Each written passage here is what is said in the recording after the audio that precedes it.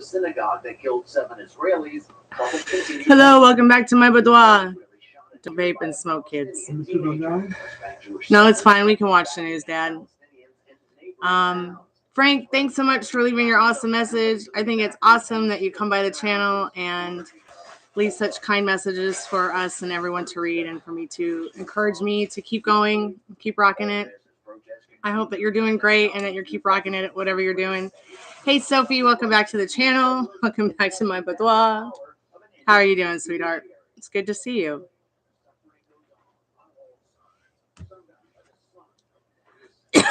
Excuse me. Thank you. I'm so glad that you enjoyed it. Thank you so much for watching it. It's been a long time since I had a chance to post anything that was like, that had to do with music. But I had actually been waiting a long time. I've been thinking a long time, like a long 8 years about, recording the song, because I had a dream. And we're going to talk about dreams tonight while we do this free live energy update and tarot readings tonight. But I had a dream 8 years ago, right after my mom died. And we were driving in our old Cadillac, listening to the oldie station, just like we always did. Only this time, instead of me driving, she was driving, like, when she was healthy, and she looked healthy. She was probably like 25 years old. She had the way she looked when she was younger. She was skinny, healthy, big boobs, blonde hair to her ass. And I was like, wow, it's my mom, and we're both adults and the same age. This is weird. So she's talking about how, I need to keep singing and doing my music thing, and how she's okay, and when we die, we don't really die. Just our body dies, but that I can still talk to her. And the next thing I know, like, Love Me Tender comes on the radio in the dream, and it's Elvis, and he's singing Love Me Tender, and she's talking about how much she loves the song, and Elvis is like, yeah, Stormy used to sing it with me. I'm like, really? I'm like, no, I can't sing. I haven't sang since my mom's funeral. I just can't do it. I just don't think I can do it. I don't think I can sing ever again. And he's like, Elvis is like, come on, Stormy, sing it with me. Sing Love Me Tender with me. And of course, what do you do when the king of rock and roll tells you to do something? You do it. I didn't quite literally think that, like, he wanted me to record it, but I felt like after I thought about it over the last couple months, a few days after that, Third Man Records asked me to record in their studio in the Blue Room on a machine that was the machine that Elvis recorded his first single on. And I went there a few months later and recorded my first single on the same machine that Elvis Presley recorded his first single on. And I had always wanted to record with that record label. I would love to record with them again. I was shocked and amazed that I was able to manifest it. It wasn't exactly what I wanted, but it is exactly what I wanted.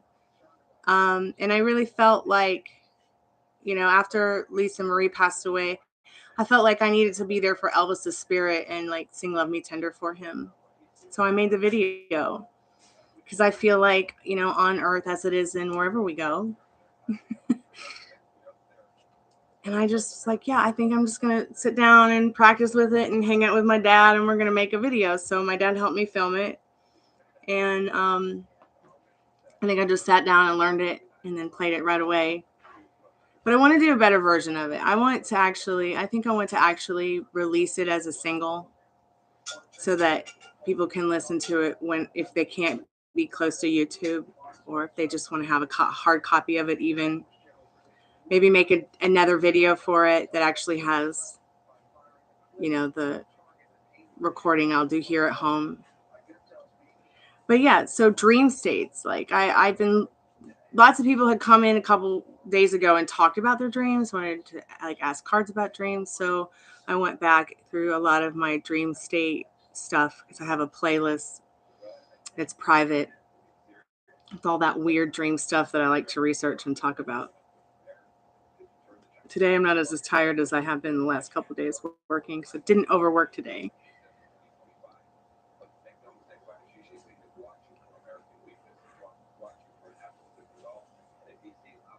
Also, something about that Elvis Love Me Tender song.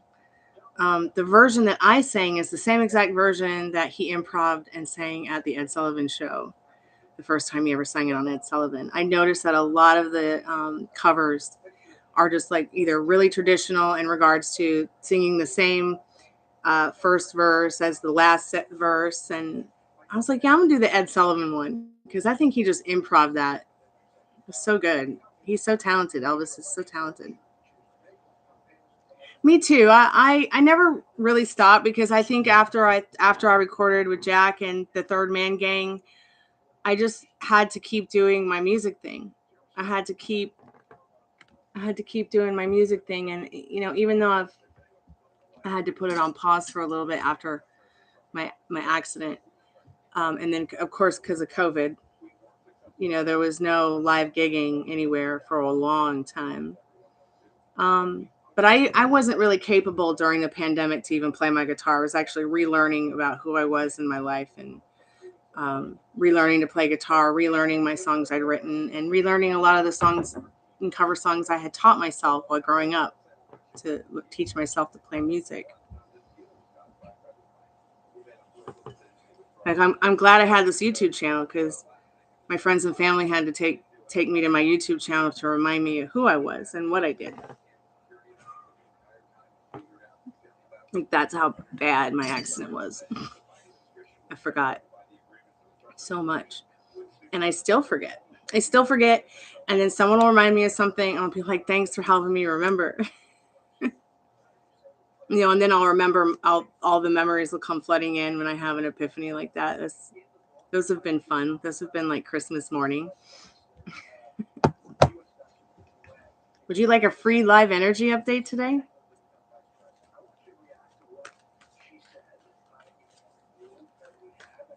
I don't know if I'm a testimony, but I sure am going to testify if someone gives me a mic.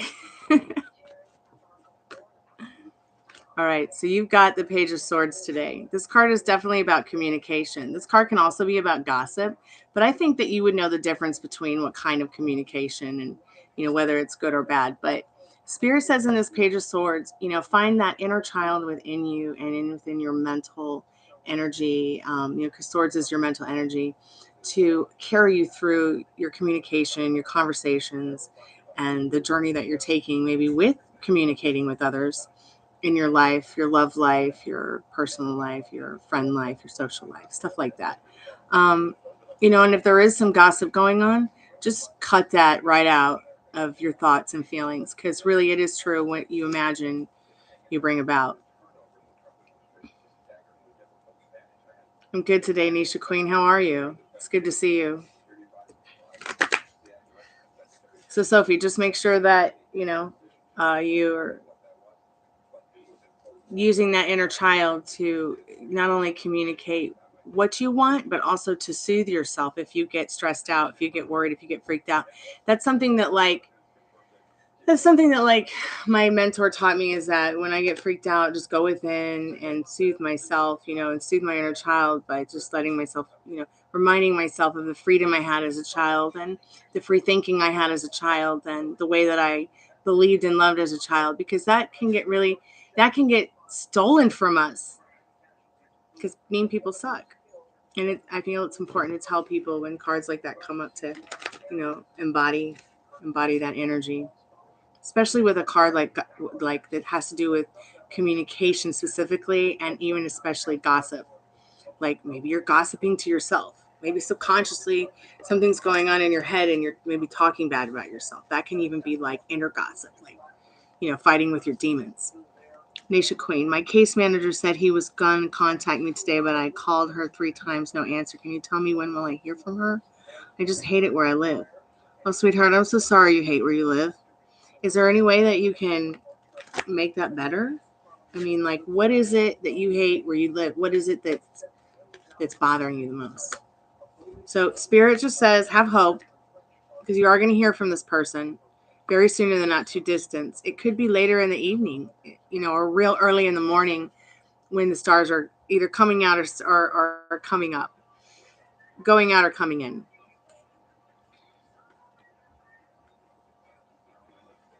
Oh, good. I hope when she contacts you, and that's such a wonderful thing too, because the star card is about hope. But see, hope can float, but faith can fly, is what I say. So imagine her calling you on the phone. Imagine the conversation. Think about what she would say. Think about your new place. Think about your new neighborhood, what you want it to be like, where you want it to be. Okay? No more crying, sad face. Frowns are bad. Turn that frown upside down right now. Okay? And start getting into that feeling again about your home, your new home, as if you already have it. Okay? So if you already have it, Naisha, so if you've already talked to this person, because the more that you embody that energy, I mean, it really has been scientifically proven. The way your outlook on things is and the state that you're in is just what shows up. It's really important for you to fantasize, imagine, and really get into how good it's making you feel that this process is going forward and that it's almost, almost mind-blowing. You can't believe how amazing it is that it's all just working out so quickly for you, okay? That's what you keep telling yourself. Promise? Other than that, I just want to talk more about that dream state thing in regards to dreams. I was telling Sophia about the song that I posted, Love Me Tender, and the dream I had in regards to Elvis Presley asking me to sing that song with him. And I'm just going to pull up some of the notes I took about dream state and dreaming and stuff, because the one episode from Art Bell that I was talking about the other night that really got my wheels turning in my head, I want to share. I want to talk about it because I think it might help others. I'm just going to look for my notes real quick.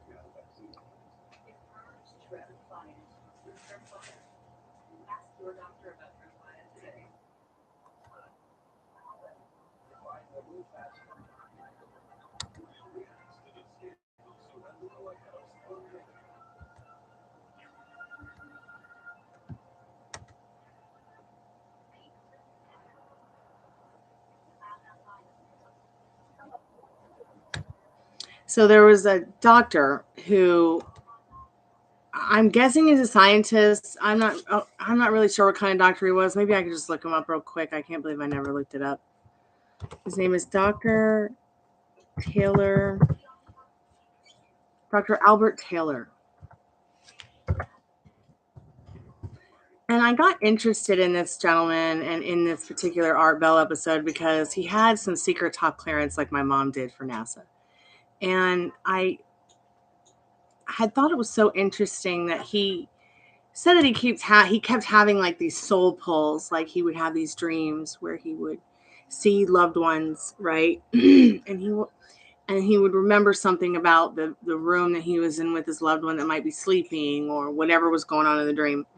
And every time he'd come out of this particular dream or what felt like a dream, he wasn't sure if it was astral travel. He didn't even know what astral travel was at the time he was experiencing it because he experienced it from a very young age.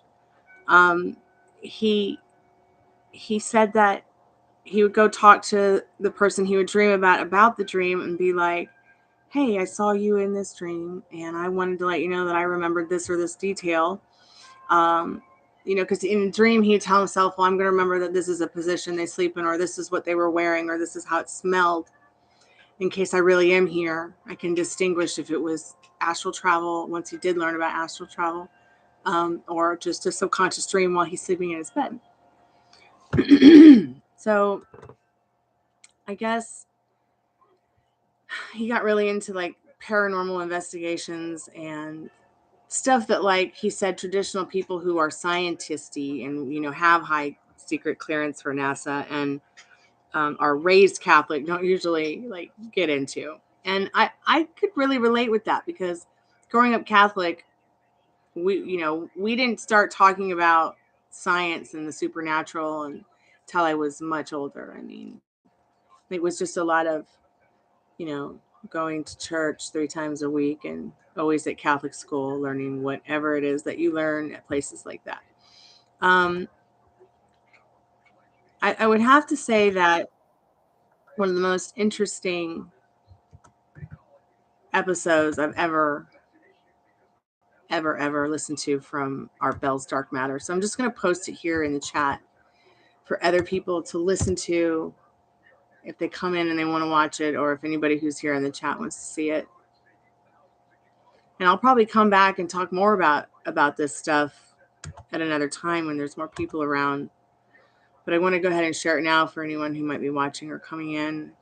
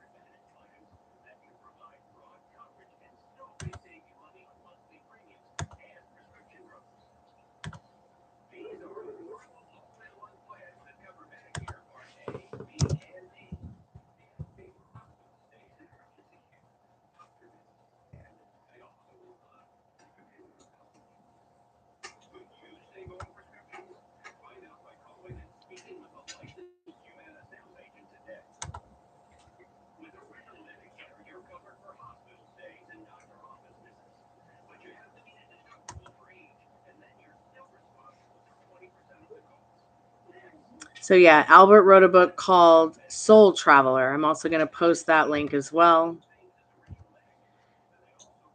And I was so interested in what he has to say about soul travel, astral travel, dream travel, etc., because some of the things that he's experienced that he talks about, I sadly have as well. And I guess for many years until I watched this or listened to this episode, I just felt like I was alone in whatever supernatural or even, strange paranormal things happening to my mind. I mean, you go to sleep and you sleep and we dream. And and then experiencing something else other than like just going to bed and dreaming and waking up and seeing it happen, waking up and experiencing something that happened in a dream, or even what appeared or felt like ever appeared or felt like soul travel, even shape-shifting soul travel, like as if I'm in a dream seeing myself, or soul traveling as something that's not me, something that is my energy but in a different shape. Like I've dreamt about myself being a tiger.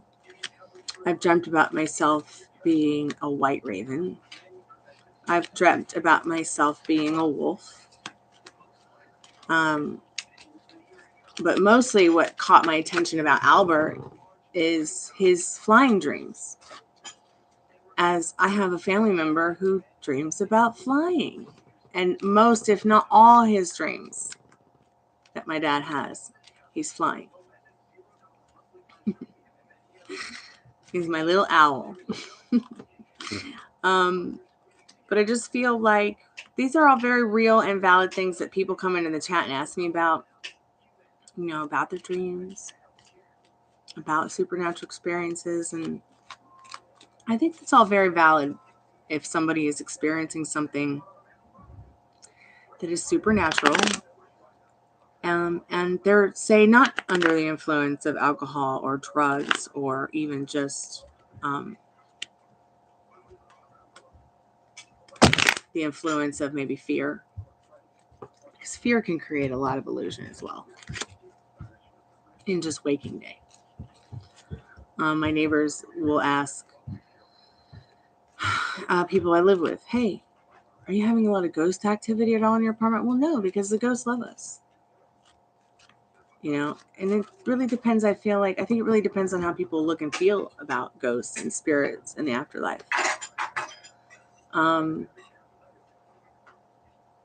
Is the house haunted? Yes.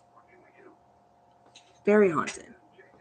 But if you live in a haunted house and you get to know your ghosty neighbors, that can change. Especially if you do your research about the supernatural and the other side and the ghosts and ghosts in general. I mean, a lot of people on YouTube do ghost hunting. A lot of people over the last 5 decades have done ghost hunting and made movies about it, made TV shows about it. I mean, gosh, there's just so much information overload, if you ask me. But I feel like it's not really until you experience it for yourself, and then be put in a situation where you're forced to have to experience it every day, like I have had to experience it every day, and not by choice. Not by choice. No. In fact, I used to drive by this house for years and be like, man, that fucking place scares me, pardon my French.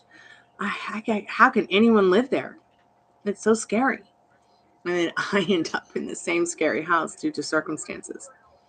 But you know what? They were good circumstances. And I wouldn't want to live anywhere else in the neighborhood unless, it was another house that was close to my friends or my family or my neighbors. But I think, back to haunted house and ghosts and everything. I mean, I don't think there's really anybody who wants to put themselves in a situation where they're around paranormal activity that can be spooky. But if you get in a situation, if you put yourself in a situation unknowingly or knowingly, then I think you have a lot of room to speak about it. Upon moving in this house, there was a doppelganger. And, we made thousands and thousands of pieces of orgonite and used orgone energy to create, a whole new reality for ourselves, a whole new energy field for not only ourselves, but for whatever might be lingering, from the past, especially because of the things that happened here during the Civil War on this property and in this neighborhood. This was the last town that Sherman had to take before he took Atlanta. And it's probably the only town that he did not burn down on the way. So there's a lot of history. In fact, part of this house was probably here during the Civil War. And it was a graveyard at some point in time that they just built on top of. I did not know that either when I moved in. But I'm friends with the historian. He dropped by because I had called the cops on somebody that I have a restraining order on, and the cop didn't get here in time enough.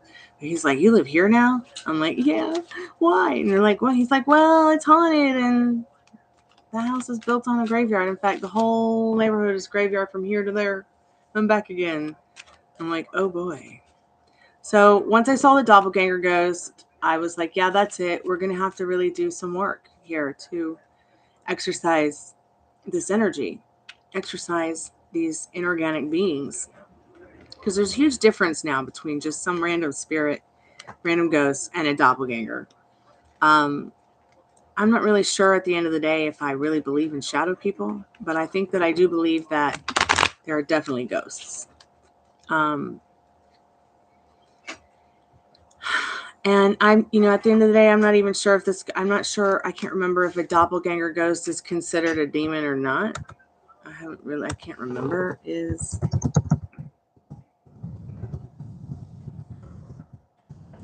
this be a straight up tricky ghost? I mean, there's so much stuff about it. Like a doppelganger may be a spirit, it says. What does this say here? So in a paranormal terms, a doppelganger is a ghostly double of a living person.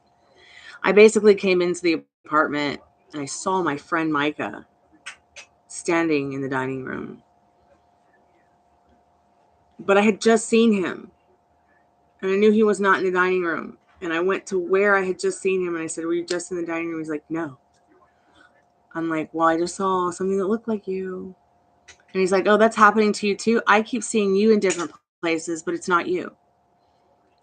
Now, this had never happened to my dad or anybody else that had visited or ever stayed time with us or lived with us temporary. But it did happen to Dad about 6 months ago. And I was like, "Oh, it's back." And this is a person who doesn't believe in that kind of stuff, who doesn't even think about that kind of stuff or worry about that kind of stuff or dwell on it. So if it's happening to him, then I'm going to have to start lighting the candles in the sage again. But haven't seen it since. But it does say in a lot of the stuff I've read about doppelgangers,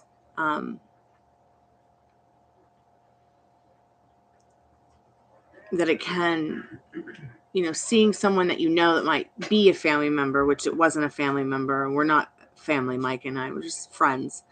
I guess we could be family. We've been friends for so many years. I consider my friends my family, so take it for whatever it is.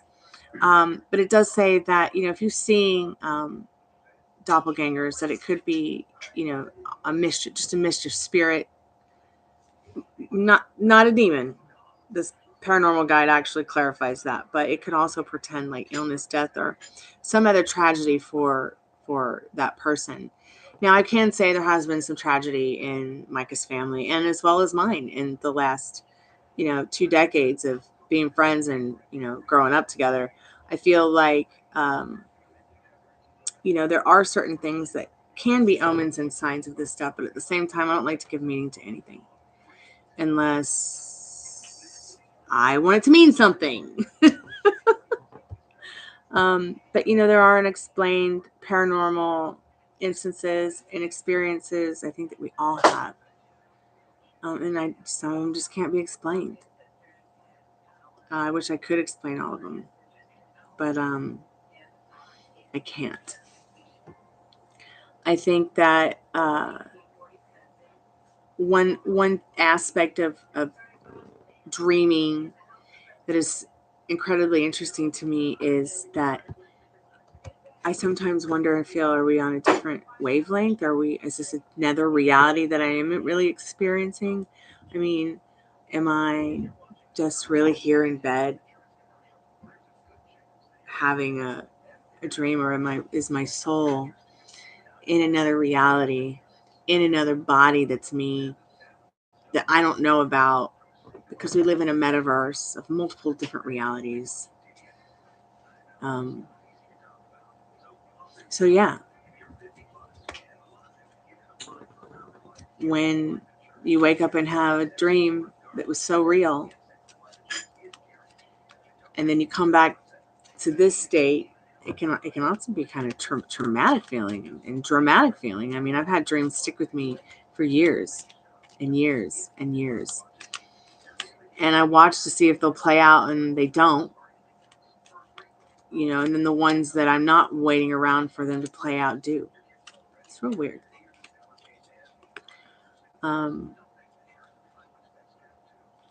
Yeah, so I don't know if anybody's there, but if you are, share the live, like the live, please, and show somebody's watching, but you're not saying anything. So I'm going to give this chat about 5 more minutes before I hang up, because nobody's coming in for any readings, and there's no point in me talking to myself about dreams. So I'll give the chat about 5 more minutes before I give it up. And then I'll just reschedule this for a later time, because maybe 6 o'clock on a Monday is too early.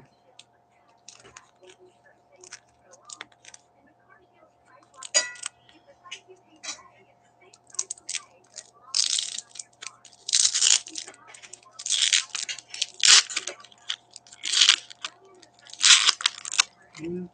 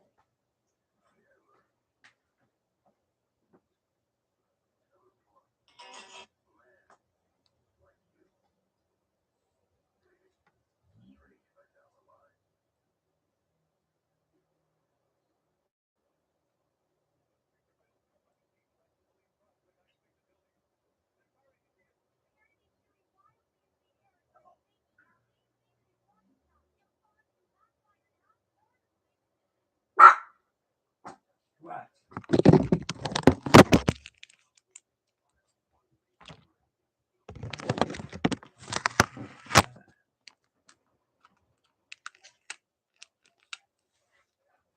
She didn't chew it, she's closed.